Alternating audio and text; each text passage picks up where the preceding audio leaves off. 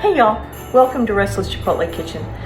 It is the season for soups and stews and all kinds of comfort food. And the best thing to go with them, homemade rolls. These take just 30 minutes, start to finish, from the time you put the yeast in the bowl to the time you take these delicious rolls out of the oven, 30 minutes. Let's get started. What you're going to need for this recipe is some instant yeast or bread yeast. It's both the same thing. Some sugar, butter, melted, and you're going to use that for two different things, so you're not going to use all of it at once. An egg, buttermilk, and salt and flour. Now everything needs to be at a warm room temperature, slightly above. The buttermilk I usually warm up in the microwave and then let it cool down to about 107 degrees. When you warm up the buttermilk, it's going to separate. Don't worry, that's fine, it's normal. It works just as well. If it bothers you because of the look of the separation, then you can just stir it right back in and it'll go right back together. The butter has a tendency, if anything is going to be too hot, it's going to be your butter. So be sure to give that plenty of time to cool down. Again, you want it to be like right around 100 to 107 degrees. You can use flour. You can use all-purpose flour if you need to, but the bread flour will make the rolls light and fluffy. The all-purpose flour will make them light and fluffy, just not as light and fluffy as with the bread flour. They're going to be a little coarser. They're not going to rise quite as high. I really suggest you use bread flour in this recipe. It really kind of needs it. Now, I don't use bread flour all the time, so what I do is I keep my bread flour in the freezer. And obviously we don't want to put anything cold in with the yeast, so I'll measure out the amount of flour that's called for in the recipe, and I warm it up in the microwave for 1 to 2 minutes or until it's a warm room temperature, and I stir it up to make sure that there's no hot spots in there, and then it's ready to use. All right, make sure that it's not like 120 degrees down at the bottom, because you will kill off your yeast. It's a terrible thing.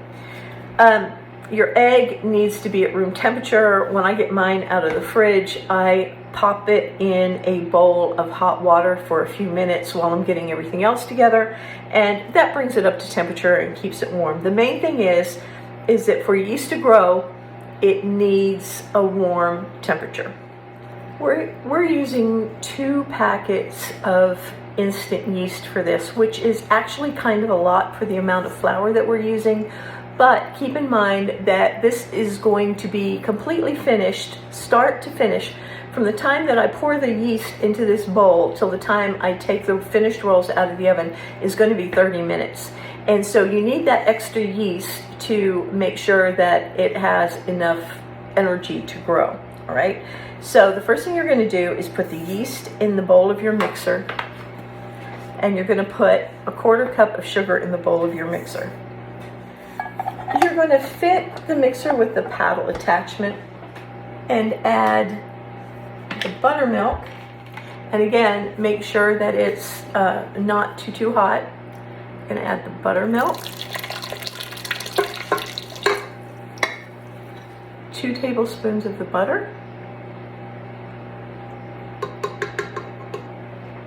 and the egg. And I'm going to crack the egg into this little bowl just to make sure that everything's okay with the egg and that it's not cold. Then I'm going to mix it up just a little bit.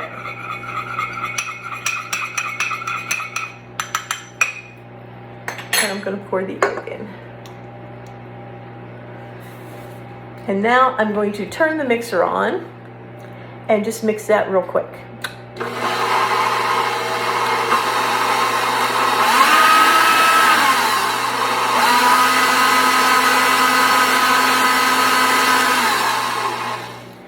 I'm going to add 1 cup of the flour and mix.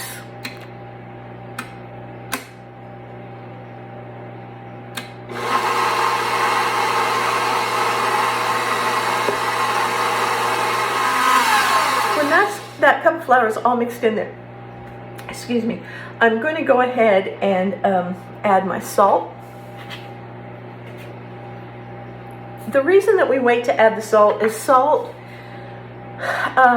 it helps control the yeast so that it doesn't rise too fast or too much. But we don't want to put it in super early because we don't want the yeast to get too controlled. So we add it after we've added the first cup of flour. And turn the mixer back on, and then I'm going to slowly add the rest of the flour a cup at a time.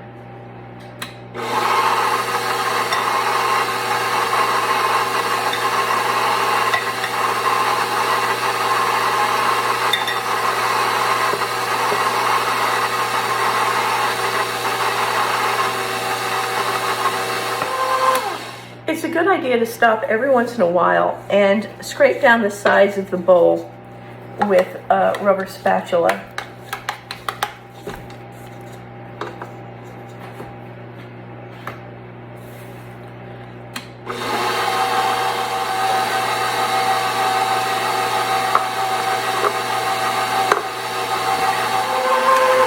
Okay, you can see that the dough is starting to pull away from the sides of the bowl.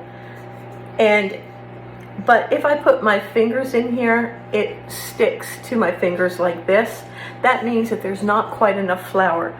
It's almost there, but not quite.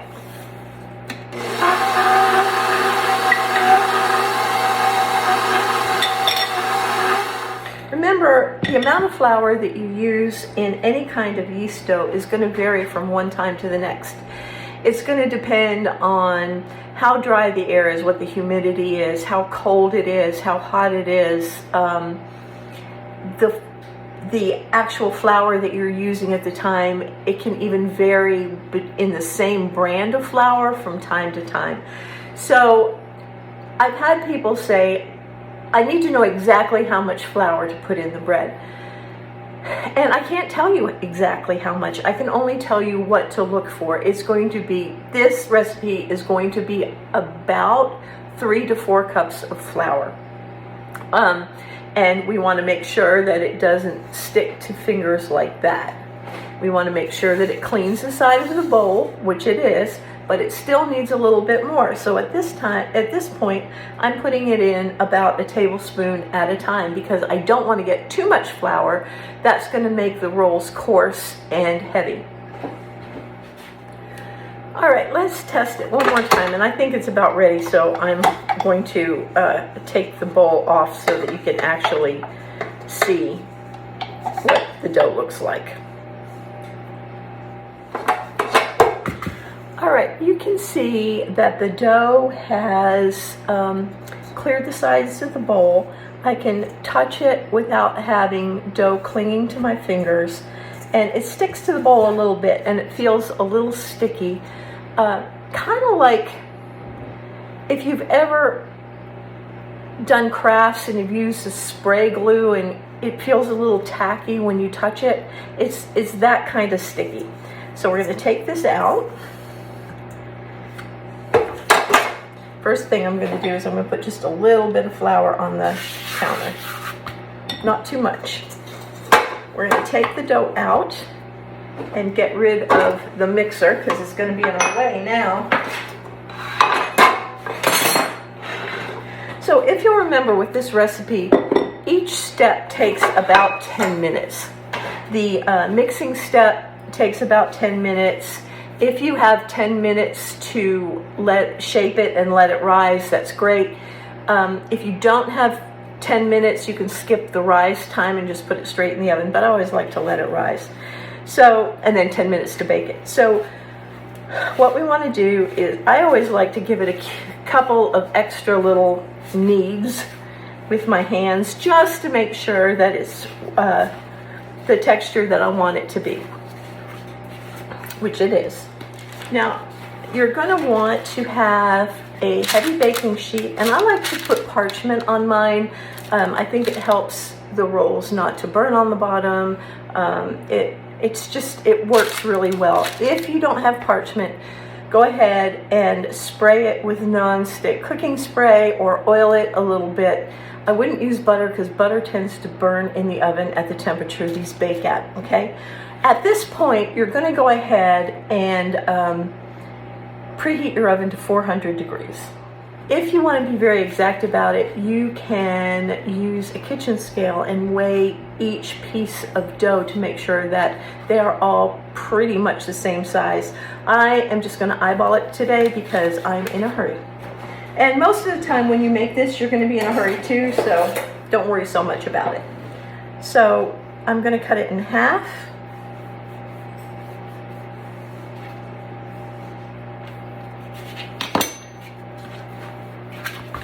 And I'm going to make sure that those look about the same size.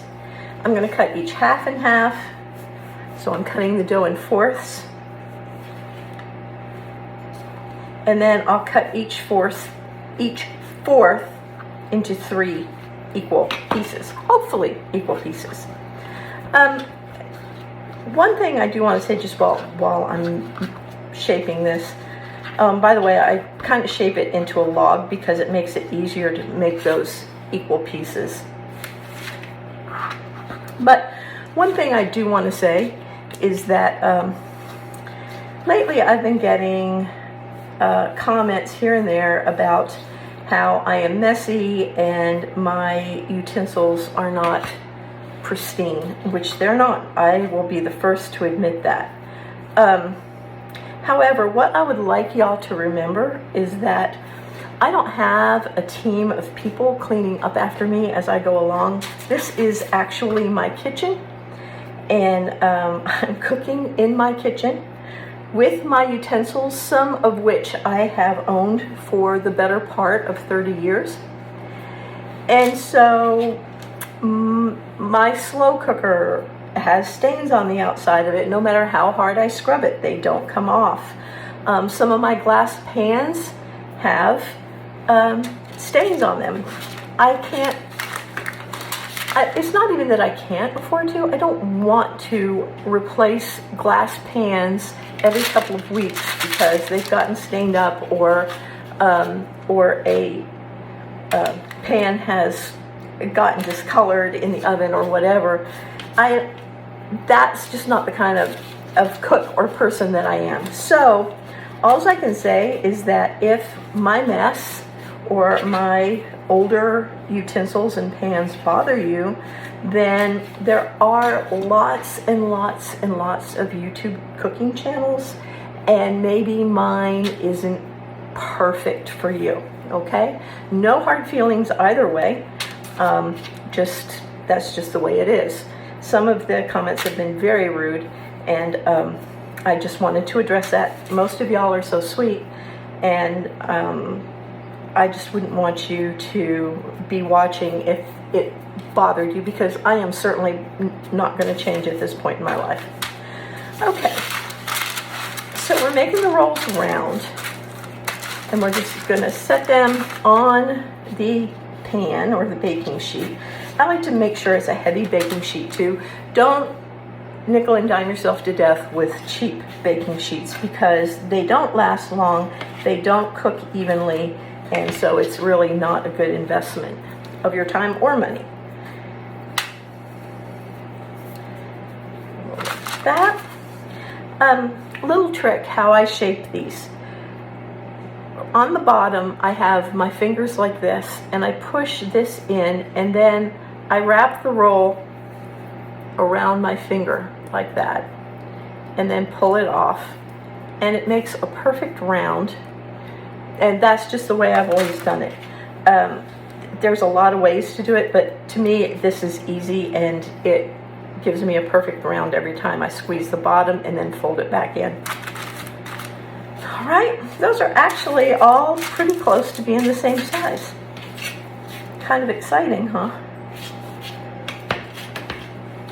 I almost cut that in half, and I didn't want to do that. All right, thirds. I am not a math person either, and I have language intelligence, although you wouldn't know it when you hear me talk, but I do not have spatial intelligence, so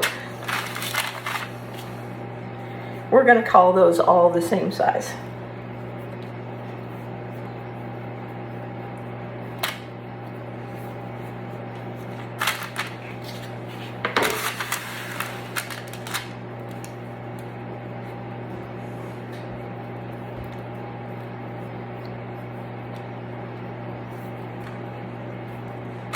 Okay, there are our rolls. They're all the same size. We're going to take the rest of the butter, or some of the rest of the butter, and we're just going to brush the rolls lightly.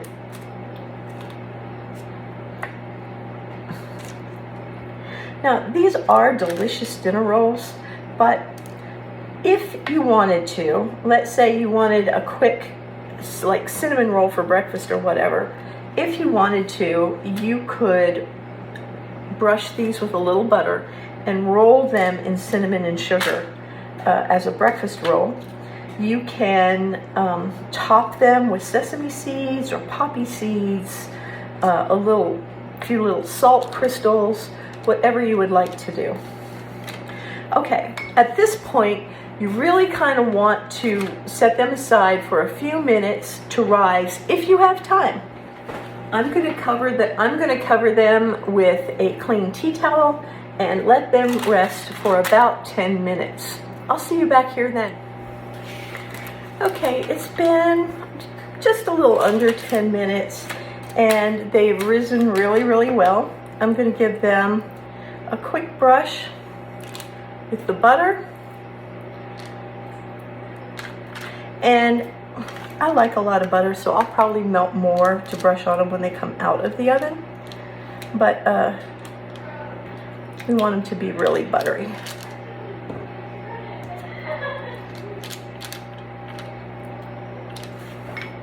And I will see you in about 10 minutes. Okay, the kitchen smells amazing.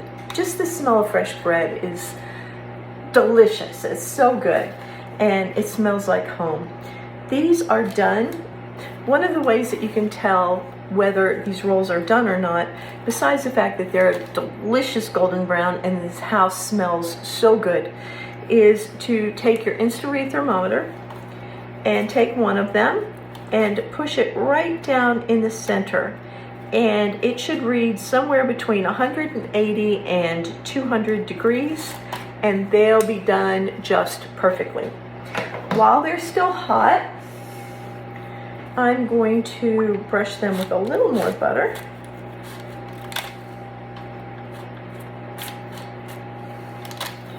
And these browned kind of weird, like on the side like that. So I'm thinking that it's time to check my oven temperature and make sure that it is heating evenly, because it doesn't look like it is, does it? My house is old. It's like even older than I am. The house was built, we think, in like just a little before 1910, maybe 1908 or 1909. And so when it shifts, we sometimes have problems with doors sticking and the oven being out of whack. So yours will come out just perfectly, I'm sure. There. And of course, a little butter brushed on them always makes them look better. 1 dozen rolls in 30 minutes, start to finish. You can't beat that.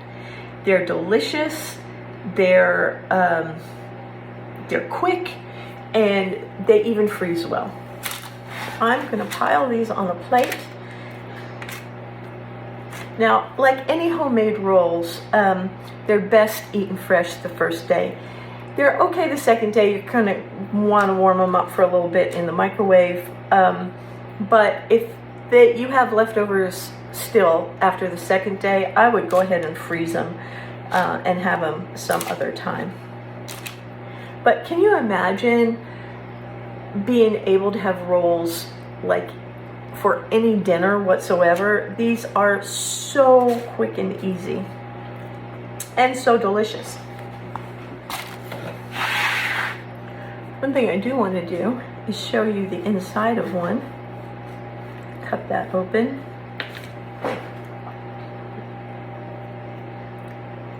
Ooh, look how soft and fluffy that is. I wish you were here to smell this because it smells delicious. I'm having trouble getting the butter. There we go. It smells delicious, and they're going to taste even better. That, put the bottom on, let it melt together for a minute, and I'll see you back here so we can chat. Y'all, these are so good. They are so light and fluffy and buttery. They're gonna make any meal an absolute feast. I hope you're gonna try them because they're literally one of my favorite recipes. And I have been biting on this one and nibbling on this one, and it's so delicious. So I hope you'll give them a try. I hope you'll come back next week because we'll be cooking something really amazing. And don't forget to subscribe, leave a comment, thumbs up, and I'll see y'all next week, okay? Love y'all. Bye-bye.